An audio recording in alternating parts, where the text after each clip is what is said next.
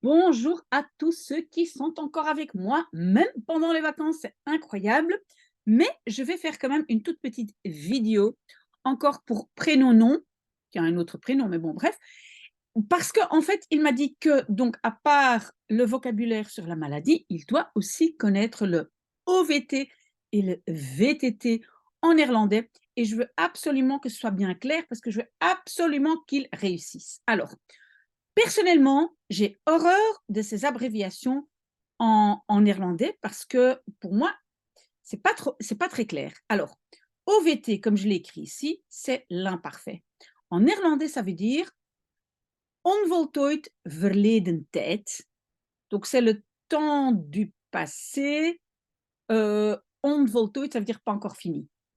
Et puis, on a le VTT, je l'écris là. Ça, c'est le passé composé, comme par exemple j'ai mangé, hein, le passé composé. On appelle ça VTT. Et ça, c'est en fait voltooid tegenwoordige tijd. Mais ça fait un peu bizarre parce que c'est le temps présent fini. Et c'est le T de présent qui, voilà, pour moi, c'est tout à fait. euh, je sais pas, je n'aime pas, je n'aime pas, je n'aime pas. Donc moi, plutôt, en fait, moi, j'utilise toujours les termes en latin. Donc le OVT, c'est le imperfectum et le VTT, c'est le perfectum. Mais donc, un parfait passé composé. OK. À mon avis, votre prof ne va pas demander les noms, mais peut-être elle va écrire écrivez votre texte à l'OVT ou le VTT. Alors, il faut quand même savoir que OVT, imparfait, VTT, passé composé. OK. Je vais vous expliquer comment ça fonctionne, pas en détail parce que j'ai déjà fait des vidéos, mais je vais expliquer et à la fin, je vais vous expliquer comment étudier ça, hein, comment est-ce qu'on se prépare quand on a une expression écrite, parce que prénom, il a une expression écrite. OK, on a compris. OVT, c'est l'imparfait et c'est par exemple je mangeais. OK, alors j'ai mis ici une petite liste de verbes. Maintenant, déjà, première difficulté, est-ce que c'est un verbe régulier ou irrégulier? On ne le sait pas. Les professeurs disent toujours, mais apprenez vos verbes irréguliers par cœur, mais on ne sait pas si finalement, quand on reçoit un verbe, est-ce qu'il est régulier ou pas. Donc, je vais vous donner alors une solution à ça, mais d'abord, on regarde un peu quand c'est régulier, je dois appliquer la règle de soft ketchup. Si c'est un verbe irrégulier, mon imparfait se trouve dans la deuxième colonne des TP. Parce que vous savez qu'en irlandais, vous allez par exemple étudier par cœur vos TP, drinken, dronk, dronken, gedronken. Donc, drinken, infinitif, dronk, dronken, imparfait singulier et pluriel. Et la dernière colonne, gedronken, ça, on va utiliser pour le passé composé. Donc, dronk, dronken, deuxième colonne, c'est les irréguliers de l'imparfait. Mais donc, on prend par exemple le verbe zetten. Bon, moi, évidemment, je sais que c'est régulier. Et donc, comment est-ce qu'on va faire? On va enlever EN. Quand on a enlevé EN, bah, normalement, on doit en fait enlever TEN parce que quand il y a ici une double lettre, oups, voilà. Alors, enlève le TEN. Donc, vous allez voir pourquoi, pas forcément, on doit dire que c'est TEN. Mais donc, je prends la base et maintenant, je dois décider, est-ce que je vais rajouter TE ou DE au singulier ou TEN ou DEN au pluriel. OK. La dernière lettre ici de la base, T, est dans soft ketchup, donc je rajoute TE, et quand c'est pluriel, TEN, voilà. OK? Donc, ik zette, je zette, hij zette, we zetten, jullie zetten, ze zetten. OK? Voilà. Donc, pourquoi j'ai dit que vous ne devez pas forcément enlever aussi le deuxième T ici, parce qu'en fait, finalement, on le rajoute. D'accord? Si maintenant, on prend leggen, OK, on va de nouveau séparer ici. Voilà.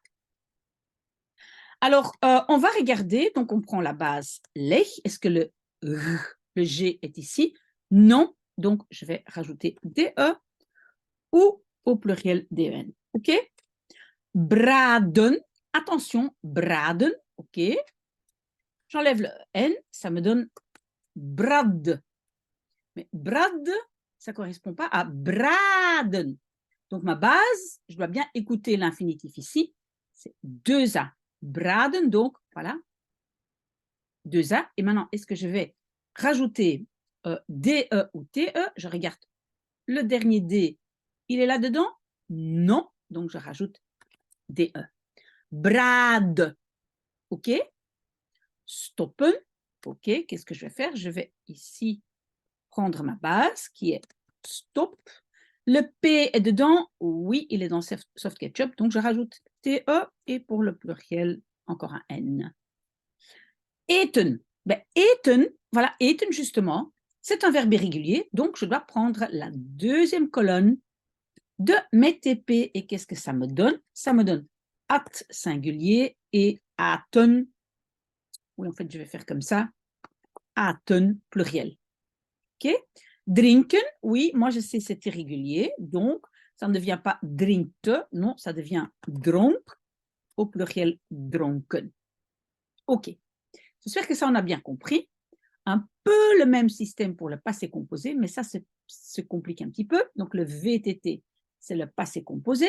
D'abord, je dois décider si je vais utiliser zijn ou hebben comme auxiliaire.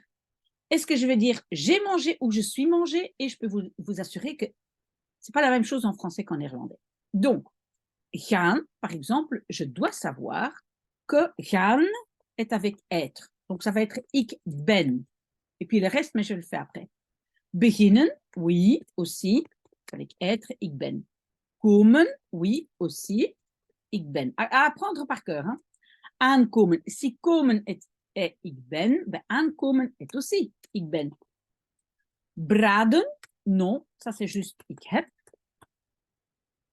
Zetten, non, ça c'est juste ik heb. Ok, ça on a déjà déterminé. Maintenant, on doit trouver le manger, enfin cette partie-ci, on appelle ça le participe passé. Donc, ou bien c'est régulier, ou bien je le trouve dans la troisième colonne dans mes TP. Bon, gaan est dans mes TP, donc c'est gegaan. Beginnen, oui, c'est dans les TP, donc c'est begonnen. À apprendre par cœur. Komen, oui, dans les TP, gekomen. Aankomen, oui, aussi. Et attention, quand j'ai une particule séparable comme aan, c'est aangekomen, le petit je se met entre la particule et le reste. Braden, pardon, pas le ik, aussi TP, gebraden. Zetten, ik heb gezet, c'est régulier. Mais donc, le T était déjà là et je ne dois pas rajouter un autre T. Mais peut-être je peux prendre babbelen. Donc, c'est j'ai papoté, ik heb. Puis, je prends le je plus la base, donc bubble. Hein, je prends je plus la base bubble. Et maintenant, je vais rajouter DE ou TE, le L. Est-ce qu'il est dans soft ketchup? Est-ce qu'il est soft ketchup? Enfin, il est parti ou quoi? Ah, ici, j'ai mis ça là. Waouh, un peu trop bas. Donc, c'est dans soft ketchup? Non. Le L n'est pas dedans, donc je rajoute un D. Bon, OK. Ça, j'ai compris. Maintenant, on a encore une complication, c'est qu'il y a des verbes de mouvement et ça dépend, est-ce qu'il y a une direction vers l'école? Est-ce que ça bouge? Hein, ou un point où on arrive? Est-ce que ça bouge? Ou est-ce que... Non, c'est pas vraiment bouger. Je reprends. Est-ce qu'il y a naar dedans? Naar, direction. Ou est-ce que c'est simplement, par exemple, j'ai marché pendant 3 heures. Si j'ai marché pendant 3 heures, il n'y a pas le naar, c'est ik heb. S'il y a le naar, c'est ik ben. OK, encore une complication. Ne vous inquiétez pas encore. Et ici, donc, soft ketchup ou la troisième colonne, je viens de le dire pour le passé composé. Maintenant, qu'est-ce que moi, je vous conseille? Parce que tout ça, c'est bien, mais une fois que je suis devant mon examen, je vais tout confondre, le D, le T, ou soft ketchup, est-ce que je rajoute un D ou un T? Est-ce que c'est un irrégulier ou pas? Alors, qu'est-ce que vous faites? Vous faites une liste de plus ou moins 25 verbes infinitifs que probablement vous allez utiliser pendant l'examen. Donc, vous connaissez déjà le sujet de votre examen. Vous prenez 25 verbes qui sont assez basiques et des 25 verbes, vous les apprenez. Par exemple, nehmen, hein, parce que c'était prendre des médicaments. Nehmen. Non, pardon, je commence en français. Prendre, hein, donc je dis oui, ça je dois connaître parce que prendre des médicaments.